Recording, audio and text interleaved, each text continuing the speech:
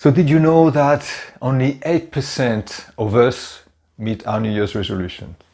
I think this is a good indication of how many of us actually meet our goals, the goals that we have in life.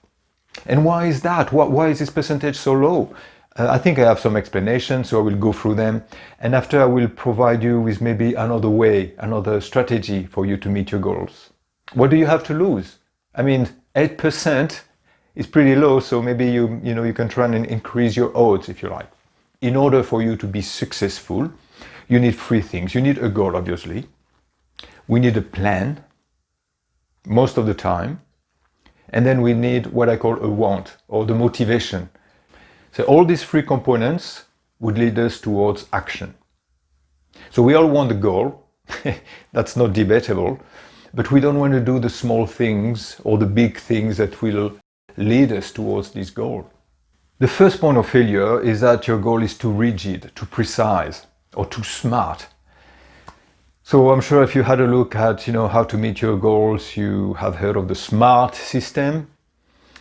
And even for life coaching, training, they go on about smart. It has to be smart. But people have been failing for decades. So maybe there's something wrong with this. Maybe we need to review it. And this is what I'm suggesting. Let's review it.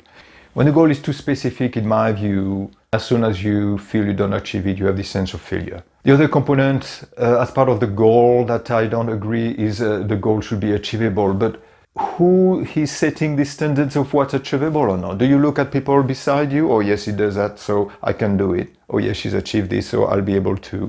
On the internet, yes, I should be. But you're limiting yourself. Don't limit yourself. Go crazy, go mad. We'll see that later on. How I integrate that into the strategy.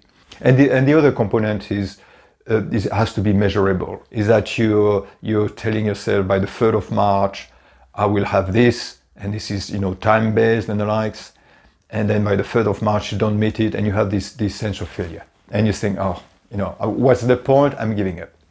So this is for the point of failure number 1, which is your goal is too smart. Now the point of failure number 2, your goal is not inspiring. And it's also a little bit related to the SMART system that we have. We sometimes put too many numbers, too many measures, and how can that be inspiring? How can I will lose 10 kilos by the 3rd of January and I will lose 1 kilo per month.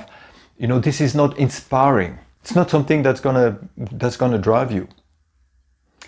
So that's the point of failure number 2. The point of failure number 3 is the goal could be in the wrong direction. You have your goal very specific, set up, but it's not really what you want deep inside. So some of these 92%, they were right to not meet their goals because this was the wrong goal for them. So it could be not in line with your values, and when your goal is not in line with your values, it's like swimming against the tide, if you like. Is it in line with your values of honesty, compassion, service, and what you have to do to go to this goal? Is that in line with your values as well? The same point of failure is that your goal is not in agreement with your life balance. In other words, you want a goal that requires you to work maybe 10 to 12 hours a day, but you have a family, or it's a goal that requires you to go to the gym 4 times a week. What is it going to do with the other components of your life? Okay, so now let's moving on to the point of failure with the plan itself. So the first point of failure with plan is that there is no plan. But the problem is when you don't have a plan, is that it sounds scarier than it is. Because we are afraid of the unknown in a way. And it always seems worse than what it is. And this is where, and be careful, shameless plug coming your way, this is where you need, if you work with a life coach, work with a life coach who is experience in planning. Ideally a project manager, someone who used to be a project manager. So the second point of failure with a plan is sometimes the chunks are just too big. I was giving the example just before, I want to lose 10 kilos, 1 kilo per month and the likes. So the problem with those large chunks is that it's the same, they're a bit scary. And when things are scary, they don't motivate you to go towards them. The third point of failure for a plan is there is no room for change. As I was saying, once again, the plan is too smart and too specific and the likes. So once again, if you want to change your plan, you would have a sense of failure. So there is no plan, chunks are too big, or there is no room for change in your plan. And now for the final point of failure regarding the motivation. So the problem is that most of the time we're trying to get motivated through words, through willpower, through maybe friends, family, but it's all very empty and it's very temporary. Trying to reach a goal only based on willpower, it's very, very difficult, especially on the long term. If it's a couple of weeks, yes, but a full year on willpower, it's very difficult. I mean, I think this is something that is being now more understood, that willpower, let's say, and I know I'm taking this example, but this is very often about losing weight, for instance. But if you want to lose 10 kilos and you tell yourself, well, I'll go to the gym 4 times a week and I will cut all these types of food and the likes. I mean, and you will rely on willpower all the time to do it. It'll be very difficult for you to meet your goal. And once met, will that be sustainable as well? I know it's going to sound counterintuitive, but it should be easy, relatively easy for you to meet your goal. So we need to put all our effort in really making it easier for you to meet your goal. Otherwise, it's not sustainable. So the overall strategy, if you like, as we said before, is we want to make it easier for you to be motivated. We need to spend a little bit more time on the goal, to shape the goal and to shape the plan. So for us, it will be easier to go towards our goal. So we need to have our goal very attractive, and we need to have our plan very easy. So both of those can really pull us instead of trying to push us through the willpower. We need to be pulled, and we'll see how we can do that. So let's redefine our goals. Let's forget the SMART system. Let's forget the numbers, the dates. We need to find a goal that is very meaningful to us. The goal really needs to mean something to us. The second component of a goal, it should really be inspiring towards something, not away from something. And this is what I call the goal behind the goal. Yes, you want to lose weight, but why? Can you rephrase that? Why do you want to lose weight? For instance, if you're a parent who has children and you're a bit overweight and you want to lose weight, can you rephrase that by maybe saying, I want to be able to spend more time with my kids when they're doing their activities. At the moment, I can't really because I'm not really fit. So that could be your goal. So I spend more time with my kids now, so we have better memories and the likes, instead of, I want to lose 5 kilos by March 2020 something.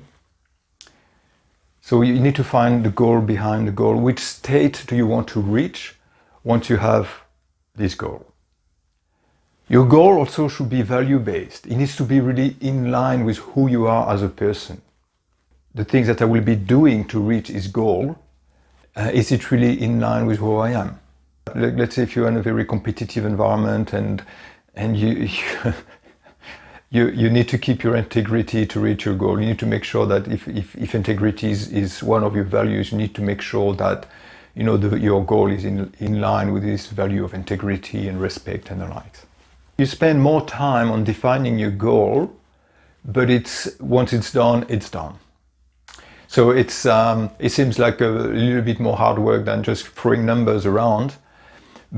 But you know that you'll be on your way. Once you have said that, you'll be on your way. And the beauty of having a goal like this is you can keep it forever. I mean, we'll see, we can change the plan, but the goal is really inspiring and it can drive you, and it's something that is set in stone somewhere.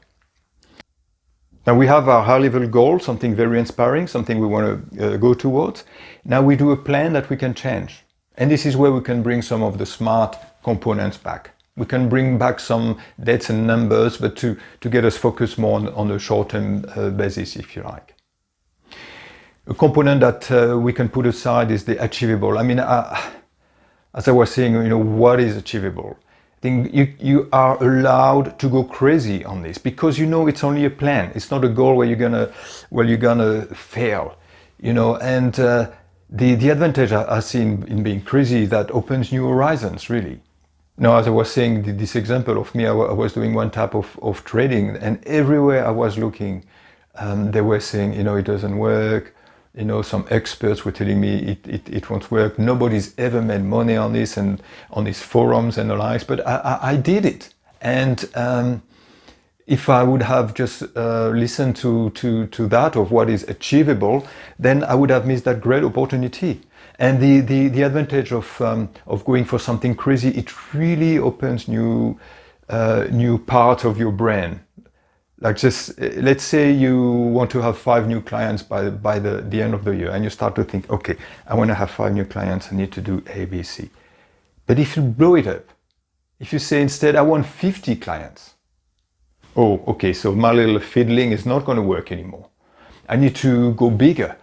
I need to do this and this. And what about that? You see, that would provide you other opportunities. And after you make a decision, you say, oh, yes, okay, I'll stick to this. Oh, I like about this. Can we have this as a goal first? This is much more exciting.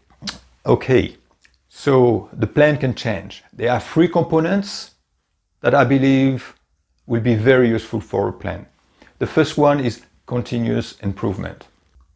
For instance, you want to lose weight, and you to the gym 4 times a week.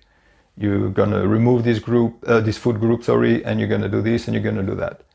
So you have, as you progress, you see, oh, okay.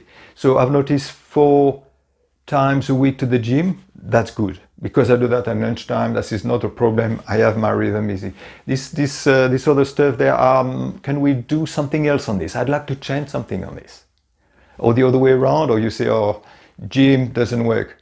How can I improve this? Because this is not sustainable. This is something you should always bear in mind. Is this sustainable on the long term? So this is for the first component. Always try to find improvements on it. Continuous improvement. The second part of the plan, it should be small chunks ahead. It should be very small steps initially, bit by bit.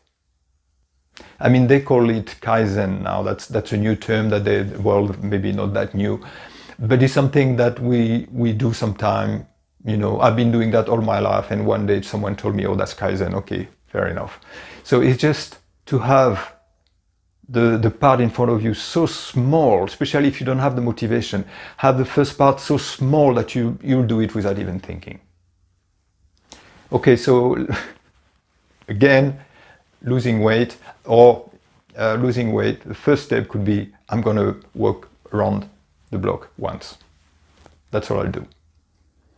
So there are several advantages to this. The first one, and we'll see, is that it's not daunting. The second benefit of this is it builds momentum. That's a second advantage of going with very small chunks.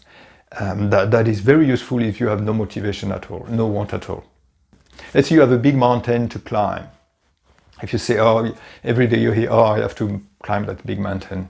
I have to go up there. I have to go up there.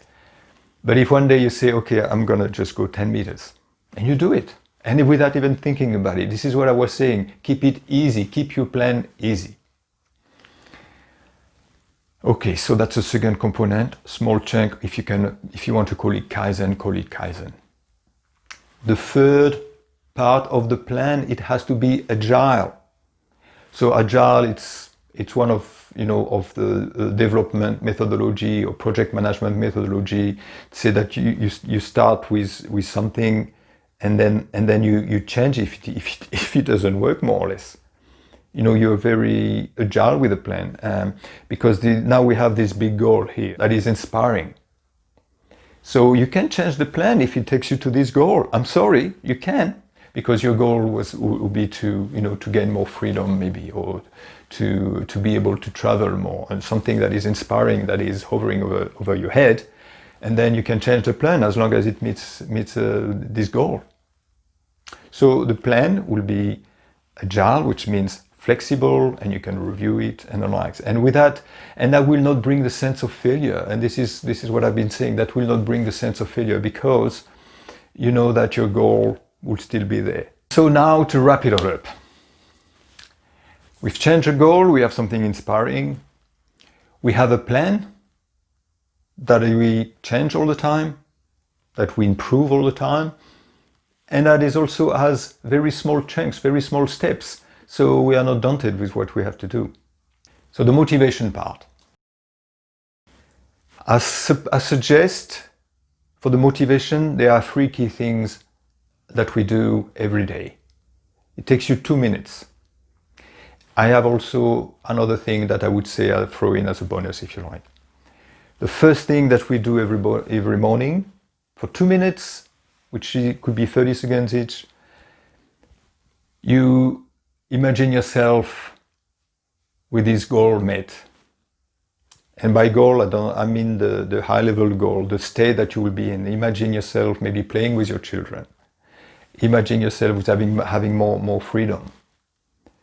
Imagine yourself with, being in this job that you find very fulfilling. Just for 30 seconds, just visualize, imagine yourself this.